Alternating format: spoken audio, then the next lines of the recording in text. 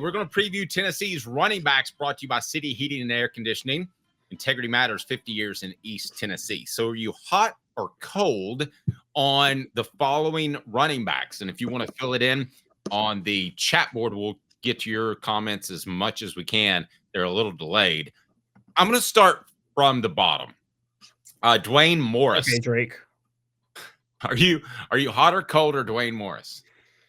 I'm actually hot on him. I thought this was a very key in-state pickup. Tennessee went after him late, but he ran track in high school, comes out of Murfreesboro, and kind of the all-purpose type of back that I think is a great change of pace that Tennessee's going to go with. I think that's a guy they could use more than people realize.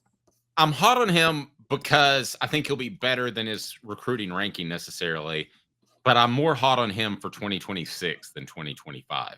I think I'm with you on that. Yeah, I mean, we just have to accept the fact that Josh Heupel is not getting guys involved in the system early in their career. That's just a fact, and I don't know that changes anytime soon. Justin Baker, hot or cold on Justin Baker? See, that's who I'm hot on for 2026. I'm cold on him for this year, though. I mean, Justin Baker, I think, is not going to see the field much this year. I think that just for depth purposes, I think he's a guy that Heupel hopes will be his feature back in a couple of years, but I don't think he's going to see the field this year. I tend to agree with that.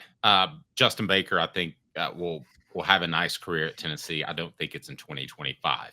Now we start getting into a transfer guy and two guys that have played and are expected to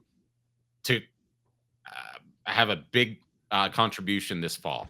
However, I want to do this. I want to judge everybody on a scale.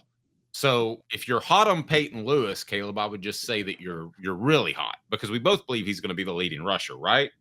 Correct. Okay, so you got to be pretty hot. But let's start with Star Thomas. Hot or cold? I'm cold. I think he got Star Thomas for depth just in case Peyton Lewis goes down, and they paid him a good bit of money, and they said, hey, we need a backup running back at Star Thomas. I guess he followed the NIL money, and he said, hey, I'd rather be a backup at Tennessee, and maybe I could play if Peyton Lewis goes down. But I actually am pretty cold on Star Thomas. I think that was a purely depth decision, honestly. I completely agree with that. David says, I'm Team Bishop. Call me a Knoxville homer. Now, I'm all about it. I'm a North Knoxville homer, so the Carnes and Powell area are close by, so I'm all about that.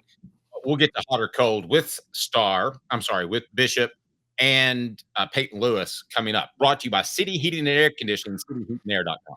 Hi, Mike Davis here with City Heating and Air, reminding you to always dare to compare. Our team provides quality local heating and air service, installation, and maintenance across East Tennessee. We use only the best equipment like American Standard Heating and Air Conditioning for your residential, new construction, or commercial needs. Honesty, dependability, and customer satisfaction have been the cornerstones of our business since 1961.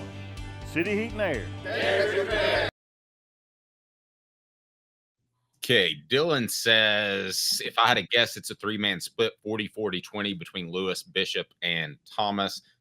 I don't know if Thomas is going to get that much, Dylan, but we're pretty close to the same on that. I think Bishop's going to get about 40%. I think you're going to see Peyton Lewis get about 50% and then 10% to be divvied up among a bunch of scrubs. I'll get there. Let's finish our hot or cold first, and then I'll give my breakdown. Hot or cold, Deshaun Bishop? I'm hot on him seeing action this year, but I'm cold on the action people expect him to see. I don't think he's going to be the number 2 back this year. I'm just going to say that. I think he's going to dip to the number 3 back. But you would be very cold on him, and history would think that there's something to that. I mean, he's not a big guy. He's not a big guy, and he's just limited. Last year, the only reason he played was because Peyton Lewis got hurt at the beginning of the year and never really kind of got involved with, got into rhythm with the offense. Derek said Peyton Lewis is going to take 70% of the carries, mark it down. I'm not sure that I'm going to disagree with that. And then also on our chat box, General Ursa says, Bishop is my pick. I'm glad he signed with the Vols. So many times we've seen these home kids go elsewhere, but I don't know if any of them can live up to what Dylan said, referring to, of course, Dylan Sampson. Now, let me ask you this about Peyton Lewis, because here's the standard I'm going to put on it. If you're hot about him, he's got to get over 1,000 yards. Is that fair? Or do you want me to say 850? No, okay, I'll go 1,000. Okay, I'm hot on him too. I think he gets over 1,000. I'm really hot on him. I just don't think there's much of another option. And Peyton Lewis is a genuinely unique feature back. Never got into rhythm last year, and so I think Peyton Lewis is going to be incredibly good.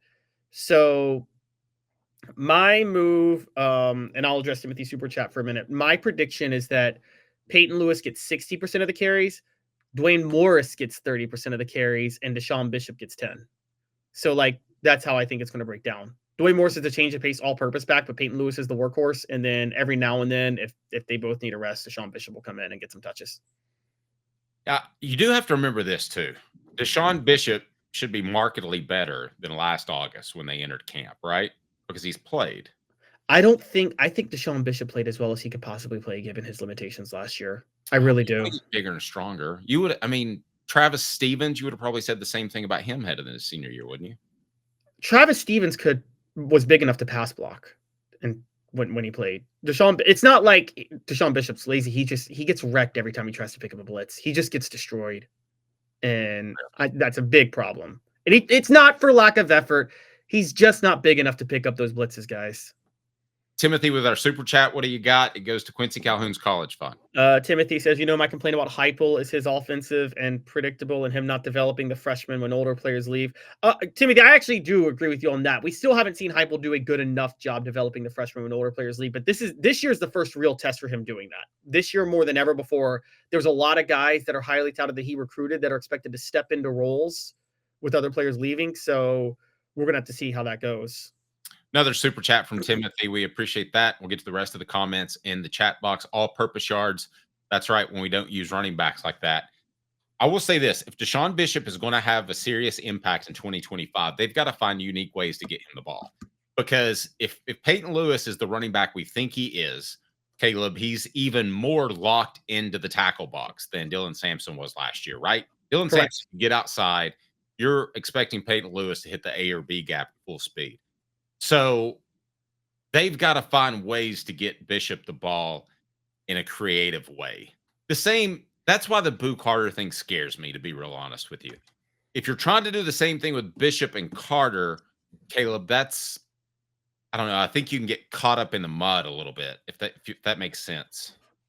Are we misreading what they want to use Boo Carter as? Do they want to use Boo Carter as a running back? I would think that he would be a slot. I would think that he would be a guy out of the backfield. You don't hand him the ball to run and inside, but you could do a slip screen. You could do something like that. That's the way I envision it. What about you? That's what I was thinking too. But I'm like, now that we're talking about it, what if they're just finding ways what if they're going to put him in the backfield and just like hand him the ball? I mean, Dave, remember you covered it. Didn't they put Eric Berry on Wildcat a couple of times in 2009? Yeah, I've got no problem with a Wildcat. Or the G gun. Remember the Gerald Jones? Gerald Jones, yes, the Gerald Jones G gun. Yeah. Yep. Which got figured out pretty quickly because he never threw the ball. All right. You want to hear an Uncle Dave story real quick? Let's roll. Dave Clawson referred to it as the G gun in a press conference, and Philip Fulmer was right behind him. Well, you know who came up with that name would be me and John Adams on the radio, just being silly. That meant Clawson was listening to the radio, which you shouldn't do as a coach, right? Yes, that is true. You're absolutely right. And then so I saw Philip Fulmer at practice later that day, and he goes, "Who came up with that bleeping G gun name?" And I said, "Oh, it was me and John Adams." Bleepity bleep bleep bleep. He was not real happy about that, and I think Dave Clawson got a talking to. Oh my God, really? Yeah. You shouldn't pull names or plays or personnel decisions from the media, should you? I mean, we have our opinions, but we don't have the insight that the coaches have. No. It's you absolutely shouldn't do that. And yeah. David says, I think Bishop plays a lot because he's progressed every year like Sampson did. Peyton Lewis is more a bruiser than a burner. Davis, do you really think Deshaun Bishop has the same physical gifts that Dylan Sampson had? No. I think he's a poor man's Dylan Sampson. I don't think he's quite as fast, quite as quick, quite as big. Or quite as strong. Or quite as strong. Like, yeah, He's everything except not as good. That's not an insult when you're the poor man's version of the SEC player of the year. When I played basketball, my style of play was like Scottie Pippen's. I played defense and I distributed. I'm just not as tall, fast, or good with handles or in any other. That's the only reason I didn't make it into the NBA. And you couldn't shoot. But other than that, neither could Scottie Pippen. So that one is why it's okay. Okay, I'm with Derek on this one. Lewis will be the best back we've had under hype. I don't think there's any question about that. I'm that high on Lewis. I'm higher on Lewis than Nico. I'm not, but I'm pretty high on Lewis. But like, I mean, look, I thought Jalen Wright was pretty good. I just thought he was not used as much as he should have been. But part of that was, look, we're going to one day go back and look at 2023 and say if Joe Milton ever decided to be a running quarterback, Tennessee could have had a deadly offense in 2023.